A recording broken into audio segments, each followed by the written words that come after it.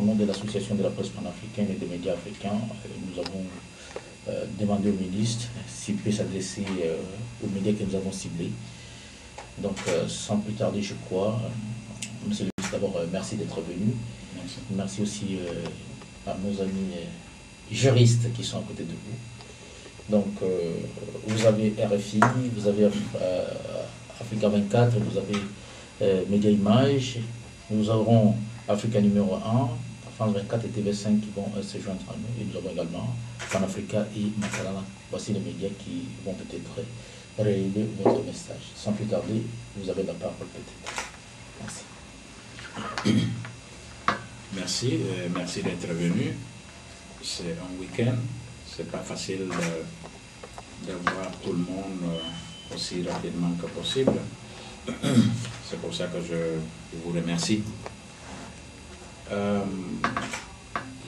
Je veux réagir à une information que depuis hier, moi aussi, je pense que comme vous, j'ai appris par la presse. Je dis bien par la presse. Et l'information que j'ai et la Guinée a appris, c'est que l'immeuble, l'ambassade de la Guinée équatoriale, 642 Avenue Fosse, a été saisie par les autorités françaises. Comme je suis de passage à Paris, cette information, je l'ai vue hier en regardant la télé et en lisant les journaux qui sont sortis. J'étais surpris et étonné d'apprendre ça par la presse. Parce que normalement, il y a des mécanismes en diplomatie que je pense que les autorités françaises peuvent utiliser, surtout quand il s'agit d'une situation que je qualifie de très sérieuse concernant la saisie de l'ambassade d'un État. Apprendre ça à la télé, c'est très surprenant et je pense que c'est sérieux. Jusqu'à l'heure que je vous parle, je n'ai pas de raison de pouvoir confirmer cette information que je reçois par la presse. Parce que les fonctionnaires de l'ambassade, ils sont là. Moi-même, je suis passé et je vois qu'ils sont là. Je ne vois rien d'anormal. Alors, je ne comprends pas d'où vient cette information. J'ai aussi pris la mesure de précaution de saisir quelques autorités en France pour poser la question s'il y avait quelque chose derrière ça. L'information qui m'est arrivée, c'est qu'apparemment, il y a eu une ordonnance de saisie de la justice française. Je ne suis pas avocat, mais c'est le terme qu'on a utilisé pour saisir les meubles. Et l'ordonnance date du 19 juillet. Là encore, je suis très surprise parce que la personne qu'apparemment ils ont adressé cette ordonnance de saisie, il s'agit bien du vice-président de la République de Guinée équatoriale qui se trouve évidemment en Guinée équatoriale. Il n'a pas vu cette ordonnance. J'ai appelé mon ambassadrice ici, elle n'a pas reçu cette ordonnance.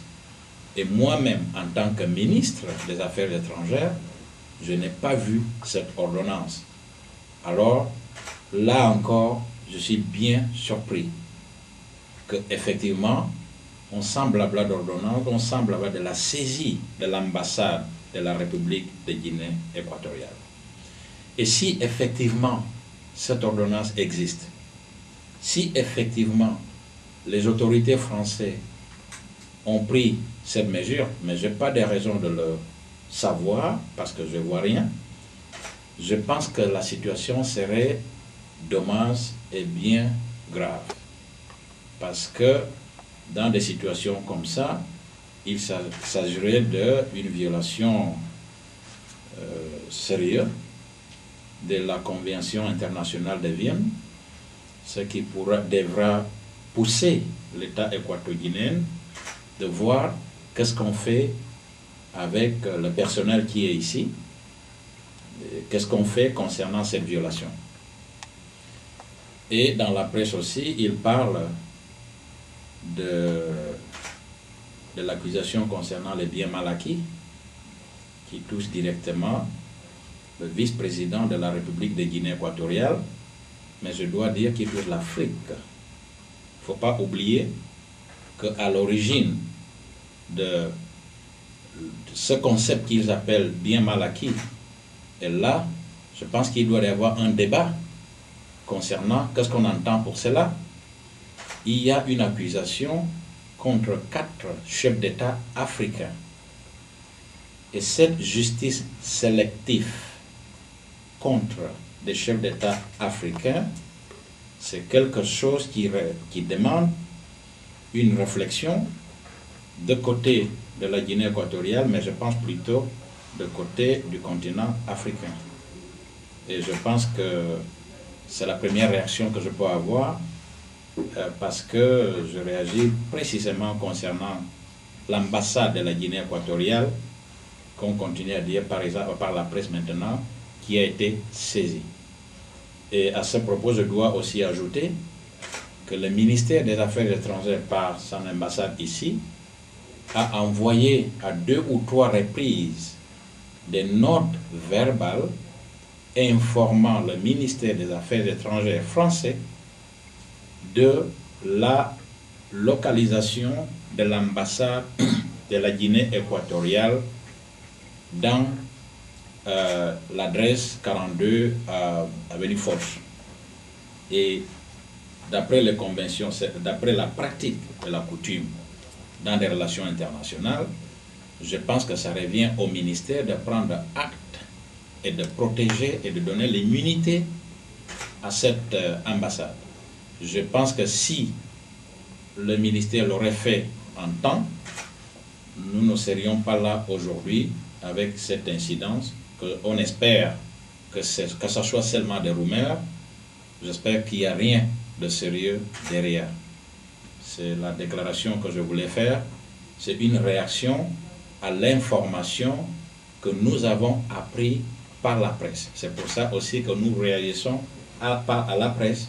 Nous n'avons pas d'informations officielles de les autorités françaises. Merci sur la question concernant l'ambassade. Mais je peux vous dire que l'ambassade de la Guinée équatoriale en France a émis des notes verbales essentiellement informant de la localisation de l'ambassade, 42 avenue Foch. Et cette information existe et le ministère est au courant de cette information.